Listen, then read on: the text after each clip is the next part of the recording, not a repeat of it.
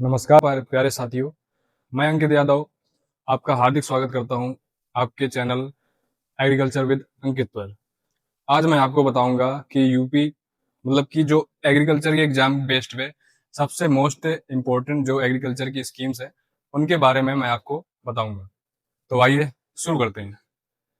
सबसे पहले हम एग्रीकल्चर के जो स्कीम्स है वो हमारे एग्रीकल्चर स्टूडेंट्स के लिए बहुत ही ज़्यादा यूजफुल है, और जिसमें से हम पहले जो आपकी योजनाएं हैं भारत की प्रमुख योजना, जिनमें से आपकी एक पीएम किसान योजना है, पीएम फसल बीमा योजना है, पीएम प्रधानमंत्री कृषि कृषि सिंचाई योजना है, एंड सॉइल हेल्थ कार्ड योजना है, ई नेम है, किसान क्रेडिट कार्ड है। और इनके जब इन शुरुआत हुई थी उनके वर्ष दिए गए हैं और इनका उद्देश्य क्या क्या है। तो आइए एक एक करके इन सारी योजनाओं के बारे में मैं आपको समझाता हूँ। तो सबसे पहली योजना है प्रधानमंत्री किसान योजना। तो प्रधानमंत्री किसान योजना हमारी जो शुरुआत की गई थी प्रधानमंत्री जी के द्वारा सन 2019 में शुरुआत की गई थी, और इसका उद्देश्य यह है कि किसानों को प्रति वर्ष 3 किस्तों में 2-2 हजार की राशि 6 हजार प्रति वर्ष तरीके से वित्तीय सहायता प्रदान करना, जो आपके जिसका प्रभाव देश के 11 करोड़ से अधिक किसानों को कृषि खाद मतलब कि जो खाद बीज है उसकी खरीद के लिए उनको सहयोग प्राप्त हो गया है। इसमें से किसान पीएम किसान योजना हो गई। फिर इसके बाद आती है प्रधानमंत्री फसल बीमा योजना। इसकी शुरुआत की गई थी सन 2016 में, और इसका जो उद्देश्य रहा है, इसका जो एमएसपी में मतलब कि जो फसलें होती थी हमारी 3 फसलें होती, खरीफ, रबी और जायद, जिनमें से किसानों द्वारा प्रीमियम दे होता है वो आपका खरीफ फसलों में 2% और रबी फसल के लिए 1.5% और व्यावसायिक जो बागवानी फसलें हैं उनके लिए 5% का योगदान होता है। यह योजना अप्रत्याशित प्राकृतिक आपदाओं, कीटों और गंभीर बीमारियों के कारण फसल को हुए भारी नुकसान की भरपाई करती है। ठीक है, और इसमें लगभग 2 लाख करोड़ कुल बीमा वितरित दावे रहे हैं। इसके बाद अगली योजना है प्रधानमंत्री सिंचाई योजना, प्रधानमंत्री कृषि सिंचाई योजना। इसकी शुरुआत सन 2015 में शुरुआत की गई, और इसका जो मुख्य उद्देश्य था हर खेत को पानी यानी पर ड्रॉप मोर क्रॉप यानी एक बूंद से ही अधिक फसल का उत्पादन करना, जिसमें हमारी सिंचाई की विधियां जैसे drip irrigation and sprinkler irrigation, ये इन सिंचाइयों से करने से हमारी जो खेत में जो फसलें होती हैं उनमें क्या होता है पानी पर्याप्त मात्रा में पहुंचता है, और इसके बाद क्या होता है कि पर्याप्त मात्रा में पहुंचने के बाद इनमें लागत बहुत ही कम हुई। मैं आपको बता दूं कि जो क्या बोलते हैं ड्रिप नहीं स्प्रिंकलर इरिगेशन, इसकी शुरुआत सबसे पहले इसराइल में की गई थी, और इसी प्रकार से हमारी ड्रिप इरिगेशन है जो बूंद बूंद करके पौधों की जड़ों तक पानी पहुंचता है। नेक्स्ट हमारी है मृदा स्वास्थ्य कार्ड योजना, सॉइल हेल्थ कार्ड योजना, जिसकी शुरुआत 2015 में की गई, और ये मिट्टी के नमूने से लेकर मिट्टी में जो पोषक तत्व हैं उसमें नमी है, उसमें किस प्रकार की पीएच लेवल है, मिट्टी का स्तर कैसा है, वो अम्लीय है कि क्षारीय है, उसके बारे में ये चीज हमें पता उसका मार्गदर्शन कराती है। और इसमें क्या रहता है 3 वर्षों में किसानों को स्माइल कार्ड दिया जाता है जो उर्वरकों की सही मात्रा और जैविक खादों का अनुशंसन करता है। यूरिया का इस्तेमाल करने को कम से कम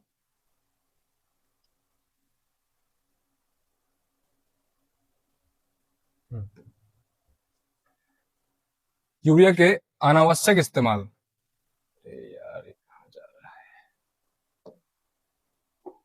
है? तो यूरिया के अनावश्यक इस्तेमाल को कम कर यह खेती की लागत को 10 से 15% तक कम करने में बेहद मददगार होता है। फिर इसके बाद आती है ई नेम, जैसे बोलते हैं डिजिटल मंडी। ई नेम इसको बोलते हैं डिजिटल मंडी।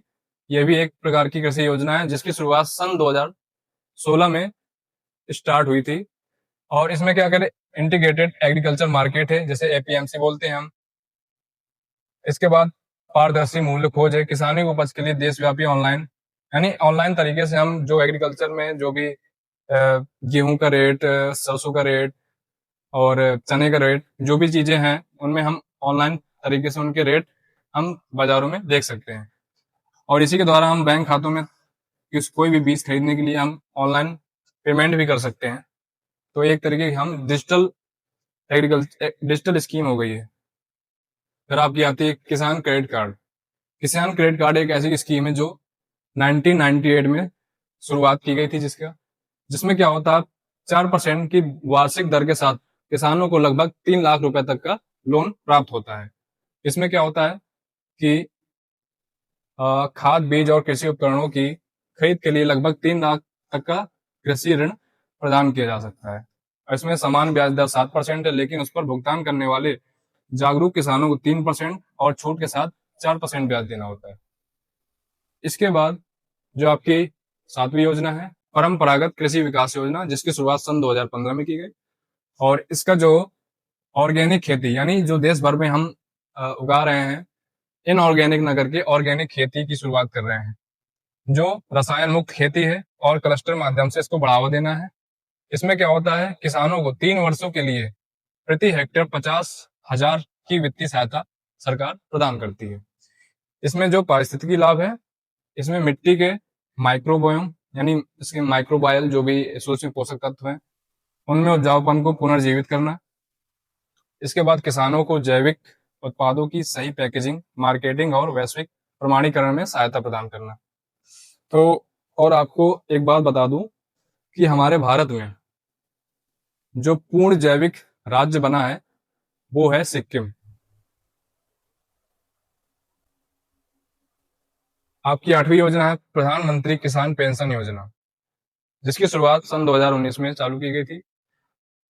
इसमें वृद्धावस्था वृद्धावस्था सामाजिक सुरक्षा कवच के द्वारा हम लघु और सीमांत किसान हैं, उनके बुढ़ापे और सम्मानजनक जीवन यापन हेतु सामाजिक सुरक्षा प्रदान करने वाली एक पेंशन योजना है, जिसकी यानी जो किसको मिल सकती है, 18 से 40 वर्ष के छोटे और सीमांत किसान को। तो छोटे और सीमांत किसान का मतलब जिनके पास लगभग 2 हेक्टेयर तक कृषि भूमि है, ठीक है।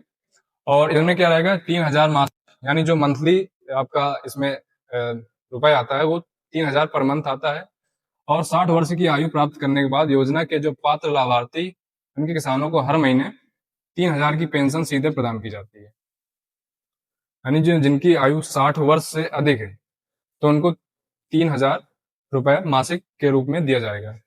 फिर जहां किसान की आयु 55 से दो आयु के अनुसार 55 रुपए से 200 तक की मासिक राशि में उतनी ही केंद्र सरकार से भी 9वीं योजना है कृषि अवसंरचना योजना, एग्रीकल्चर इंफ्रा फंड, जिसे बोलते हैं कृषि अवसंरचना कोष। फसल कटाई के उपरांत होने वाले नुकसानों को कम करने के लिए ग्रामीण क्षेत्रों में कोल्ड स्टोरेज गोदाम, प्रोसेसिंग यूनिट, सॉर्टिंग इंफ्रास्ट्रक्चर के निर्माण हेतु 1 लाख करोड़ का विशेष वित्तीय ढांचा, यानी इसमें जो है हमारी सरकार ने लगभग 1 लाख करोड़ रुपए का इसमें वित्तीय सहायता प्रदान की है इस एग्री इंफ्रा फंड में। इसमें क्या रहता है, इसमें 2 करोड़ तक के कृषि ऋण पर आपको 3% और ब्याज छूट और CGT MSE द्वारा, एक संस्था है CGT MSE, इसके द्वारा 3% का ब्याज, 2 करोड़ के अगर आप मतलब कि सरकार द्वारा ऋण लेते हैं तो आपको 3% ब्याज पर आपको वो ऋण मिल जाएगा।